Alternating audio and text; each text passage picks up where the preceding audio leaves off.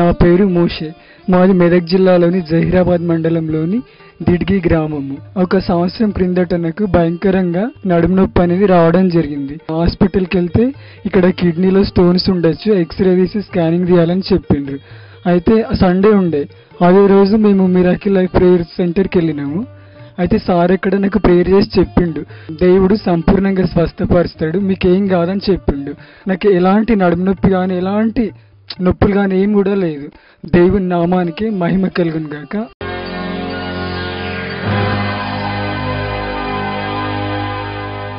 దేవునికి స్తోత్రం. నా పేరు బుజ్జమ్మ, గ్రామం కృష్ణపూర్. నాకు చాలా జ్వరంతో బాధపడుకుంటూ ఉండేదాన్ని. ఇక్కడ నుంచి జైరాబాద్ హాస్పిటల్కి వెళ్తే అక్కడ నుంచి నాకు హైదరాబాద్ కు రిఫర్ చేశారు. రిఫర్ చేస్తే అందులో రిపోర్ట్ లో నీకు కిడ్నీ ప్రాబ్లం ఉందమ్మా అని వచ్చిన తర్వాత నేను అక్కడ నుంచి మళ్ళీ ఇక్కడికి వచ్చాను. ఇక్కడ అయ్యగారి దగ్గరికి వెళ్ళాను.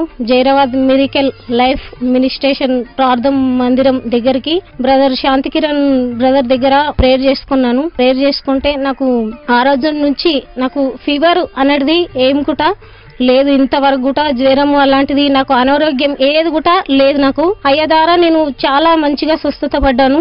ప్రభునందు ప్రియులైన అద్భుత జీవితం అనే కార్యక్రమాన్ని వీక్షిస్తున్న ప్రేక్షకులందరికీ ప్రభువైన యేసుక్రీస్తు నామంలో శుభం కలుగును గాక. మీరందరూ బాగున్నారా? మీ అందరి క్షేమం నిమిత్తమై మేము ప్రతిరోజు ప్రార్థిస్తున్నాము. ఈ సమయమున దేవుడు తన దాసుని ద్వారా ఒక అద్భుతమైన సందేశాన్ని మీకు ఇవ్వబోతున్నాడు. శ్రద్ధగా ఆలకించి దైవ ఆశీర్వాదాలు పొందండి. ఇప్పుడు దైవజనులు రెవరెండ్ డాక్టర్ శాంతి కిరణ్ గారు దైవ సందేశాన్ని అందిస్తారు. దైవజనుల ఆఖరిలో చేసే ప్రార్థనలో ఏకీభవించి అద్భుతములు పొందండి. Praise the Lord, hallelujah, glory to Jesus. ప్రభునందు ప్రియమైనటువంటి అద్భుత జీవితం టీవీ కార్యక్రమం వీక్షిస్తున్న ప్రేక్షకులందరికీ ప్రభునేశ్వరంలో శుభం కలుగునుగాక. మీ అందరూ క్షేమంగా ఉండాలని, మీరందరూ ఆరోగ్యంగా ఉండాలని ప్రతిరోజు మీ అందరి నిమిత్తం మేము ప్రార్థన చేస్తున్నాము. దేవుడు మిమ్మల్ని దీవించును గాక. ఈ సమయంలో గత వారం నుండి దేవుని గురించినటువంటి 7 ప్రత్యక్షతలను మనము ధ్యానిస్తూ వస్తున్నాము. I have been preaching about 7 revelations of God. దేవుని గురించినటువంటి 7 ప్రత్యక్షతలలో ఈ రోజున 2వ ప్రత్యక్షత గురించి మనము ధ్యానించుకుందాం. ఇది యెహోవా సిద్కెను అన్నటువంటి ప్రత్యక్షత. దీని యొక్క అర్థము యెహోవాయే మన నీతి అని తెలుగు భాషలో దీని యొక్క అర్థం. వాక్యంలోకి వెళ్లే ముందుగా ప్రార్థన చేసుకుందాం. పరిశుద్ధుడైన మా పరలోకపు తండ్రి, యేసుక్రీస్తు ప్రభువానికి స్తుతులు స్తోత్రములు చెల్లిస్తుండనా. ప్రభా, ఈ సమయంలో నీ వాక్యం మేము ధ్యానించవచ్చుండా. నాయన, మీరే మాకు బోధించండి. నాయన, వీక్షిస్తున్న ప్రతి కుమార్తె హృదయం తెరవండి, ప్రతి కుమారుడు హృదయం తెరవండి. ప్రతి ఒక్కరు తెరబడిన హృదయంతో నీ వాక్యం వినుటకు, అర్థం చేసుకుంటకు, జ్ఞాపకం ఉంచుకుంటకు, నీ వాక్య ప్రకారం జీవించటకు సహాయం తెచ్చండి. నీ వాక్యం వింటుండగానే ప్రతి ఒక్కరిని నీ పరిశుద్ధాత్మతో నింపండి. ప్రతి ఒక్కరి మీదకి నీ ఆత్మ దిగొచ్చి నిల్చును గాక. ప్రభా, నీ దాస్తున్న 100 నిమిషాలు మీరు స్వాధీనపరచుకొని మీ మహిమ సంపూర్ణ మరుగుపరిచి మీరే ఈ బిడ్డలకు ప్రభావ మిమ్మల్ని ప్రత్యక్షపరచుకొని నాయన ఈ బిడ్డలందరికీ అర్థం రీతిలో మీ వాక్యం బోధించమని, మీ వాక్యం ద్వారా నీ పరిశుద్ధాత్మ ద్వారా అన్ని విషయాలు బిడ్డలు ఆశీర్వదించమని యేసుక్రీస్తు పరిశుద్ధానాన్ని ప్రార్థించడం కొంచెం పరమ తండ్రి. ఆమేన్, ఆమేన్, ఆమేన్. దేవుని స్తోత్రం. దేవుని గురించినటువంటి 7 ప్రత్యక్షతలలో ఇంకొక ప్రత్యక్షత యెహోవా సిద్కెను అనే హెబ్రీ భాష పదమునకు తెలుగులో అర్థమేమనగా యెహోవాయే మన నీతి అని అర్థము. ఈ యొక్క ప్రత్యక్షత మనకు ఇర్మియా గ్రంథములో వ్రాయబడింది. చూడండి, ఇర్మియా గ్రంథము 23వ అధ్యాయము 5-6 వచనములలో ఈ విధంగా వ్రాయబడింది. యెహోవా ఇలాగు ఆజ్ఞ ఇచ్చుచున్నాడు, రాబో దినములలో నేను దావీదునకు నీతి చిగురును పుట్టించెదను, అతడు రాజై పరిపాలన చేయును, అతడు వివేకముగా నడుచుకొనుచు కార్యము జరిగించును, భూమి మీద నీతి న్యాయములను జరిగించును, అతని దినములలో యూదా రక్షణ నందును, ఇశ్రాయేలు నిర్భయముగా నివసించును, యెహోవా మనకు నీతి అని అతనికి పేరు పెట్టుదురు. హల్లెలూయా. యెహోవా మనకు నీతి అని అతనికి పేరు పెట్టుదురు. ఇక్కడ ఈ స్థలంలో యెహోవాయే మన నీతి అని వ్రాయబడిన వాక్య భాగము ఇది ప్రవచన వాక్యమైనది. ఇది దావీదునకు నీతి చిగురు నేను పుట్టిస్తాను, అతడు రాజై పరిపాలన చేస్తాడు, అతడు వివేకంగా నడుచుకుంటూ కార్యం జరిగిస్తాడు, భూమి మీద నీతి న్యాయములను జరిగిస్తాడు, అతని దినములలో యూద రక్షణ నందును, ఇశ్రాయేలు నిర్భయముగా నివసించును, యెహోవా మనకు నీతి అని అతని పేరు పెట్టబడను. ఇది ప్రభువైన యేసుక్రీస్తు యొక్క పుట్టుకను గురించినటువంటి ప్రవచనం, ఆయన చేయబోయే కార్యం గురించినటువంటి ప్రవచనం.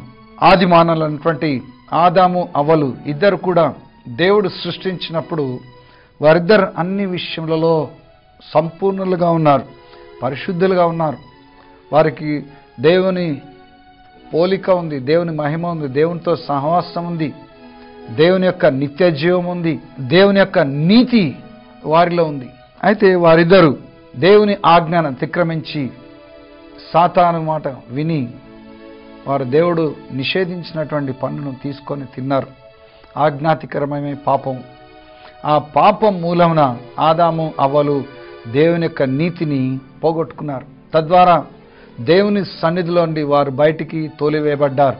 ఈ భూమి మీద వారు అనేక కష్టాల పాలైనట్లుగా దేవుని వాక్యం సెలవిస్తుంది. వారిలోంచి వచ్చినటువంటి సంతానమే మానవ జాతి అందరూ కూడా. అయితే మానవ జాతి అంతా కూడా దేవుని యొక్క నీతిని కోల్పోయి దేవునికి దూరస్తులయ్యారు. అయితే దేవుడు తన కృప చొప్పున జంతువుల యొక్క పక్షుల యొక్క బలుల మూలమున మానవుల పాపములకు తాత్కాలిక పరిహారమును కలుగజేసి కొద్దిపాటి సహవాసం చేసేలాగున దేవుడు ఏర్పాటు చేశాడు. అయినప్పటికీ వారి పాపములకు సంపూర్ణ సిద్ధి కలగలేదు. వారు దేవుని యొక్క నీతిని అందుకోలేదు. హల్లెలూయా. దేవుని సన్నిధిలో మానవుడు నిలవడం చాలా కష్టం.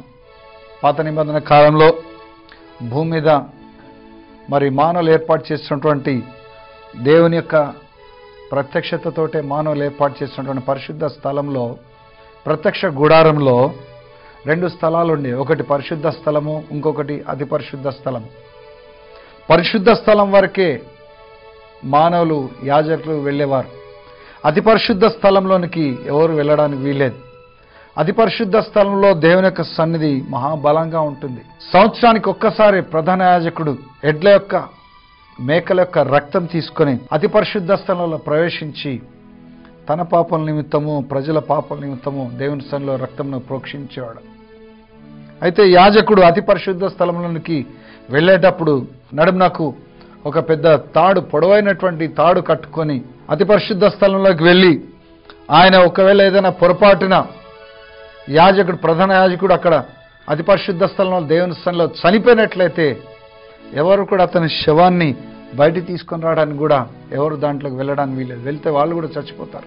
వెళ్ళి అక్కడ పరిచర్య చేసిన తర్వాత ఏదైనా పొరపాట్లు అతను చనిపోయినట్లయితే ఆ నడుమును కట్టుకున్నటువంటి ఆ గంట యొక్క సౌండ్ కానీ కదలికల యొక్క సౌండ్ కానీ ఏమీ రానట్లయితే పరిశుద్ధ స్థలంలో ఉన్నటువంటి ప్రజలు అతను చనిపోయాడని నిర్ధారించుకొని తాడుతోటి ఆయన శవాన్ని వెనక్కి లాక్కొని తీసుకోవాల్సిందే కానీ ఎవరు అతి పరిశుద్ధ స్థలంలో వెళ్ళడానికి వీల్లేదు.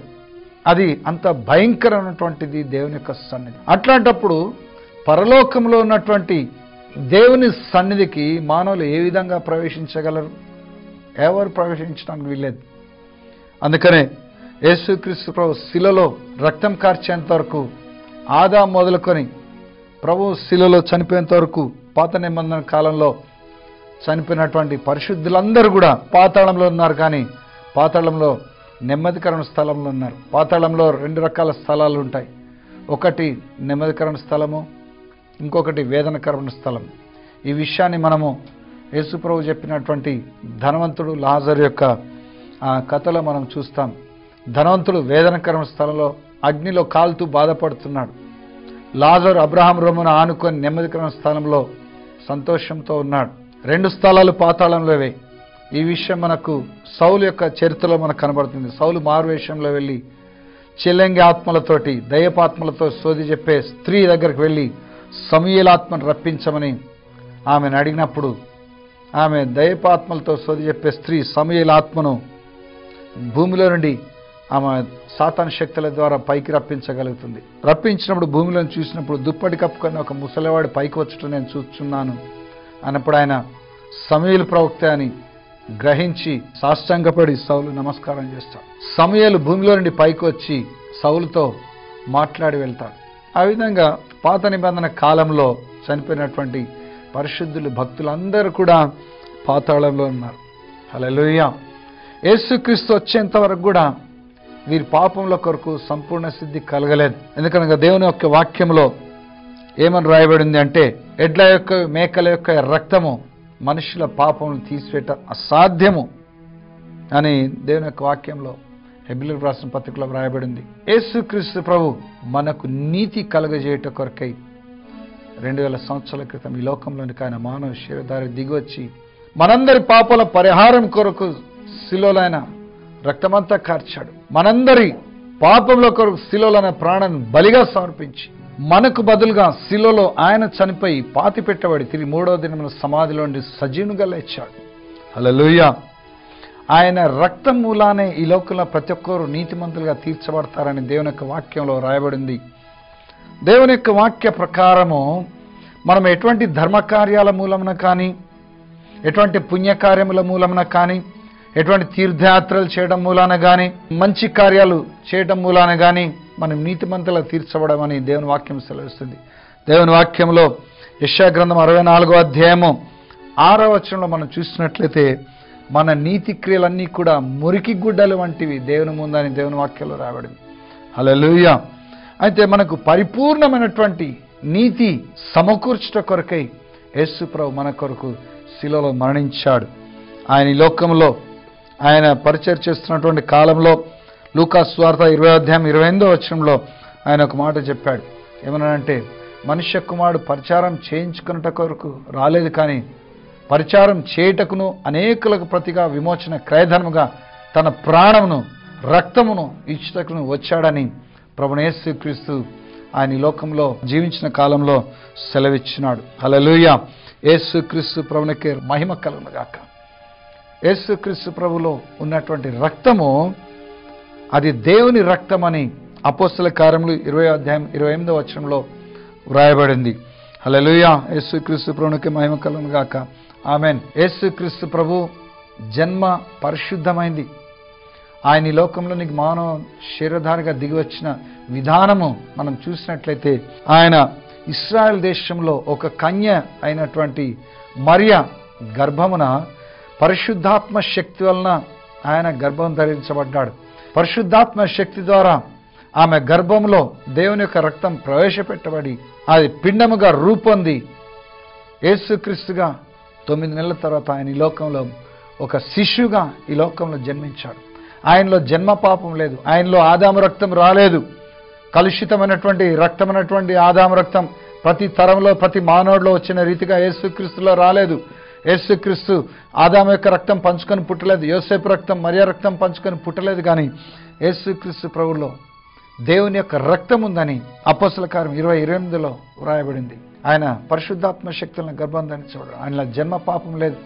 ఆయన పరిశుద్ధమైన జీవితం జీవించాడు. ఆయనలో కర్మ పాపం లేదు, క్రియల పాపం లేదు. పరిశుద్ధమైన జన్మించి పరిశుద్ధమైన జీవితం జీవించి మొట్టమొదటి మనుషుడైనటువంటి ఆదాము పరిశుద్ధుడైనటువంటి మానవుడు చేసిన పాపానికి ఇంకొక పరిశుద్ధుడైనటువంటి మానవుడిగా సమానమైన విలువ చెల్లించాడు. ఆ మొట్టమొదటి పరిశుద్ధుడైన మానవుడు చేసిన పాపానికి ప్రాయశ్చిత్త బలిగా రెండవ ఆదాముగా యేసుక్రీస్తు వచ్చి మన పాపంలో కొరకు శిలలో ఆయన శిక్షను భరించి రక్తమంతా కార్చి మన కొరకు చనిపోయి పాతి పెట్టబడి తిరిగి 3వ దినం సమాధిలో సజీవునిగా లేచాడు. ఎవరైతే యేసుక్రీస్తు ప్రభు యొక్క శిలో బలియాగమును నమ్మి ఆయన విశ్వాసం ఉంచి ఆయనను వారి హృదయంలో స్వీకరిస్తారో వారు నీతిమంతులుగా తీర్చబడతారని దేవుని వాక్యం సెలవిస్తుంది. యేసుక్రీస్తు యొక్క రక్తంలో ఈ లోకల మనుషులందరి పాపములు శుభ్రంగా కడిగివేయబడతాయి. ప్రభువైన యేసుక్రీస్తునికి మహిమ కలుగును గాక. ఆమేన్. యేసుక్రీస్తు శిలలో ఆయన రక్తం కార్చి మరణించినప్పుడు ఆయన ఆఖరిగా తండ్రి నీ చేతికి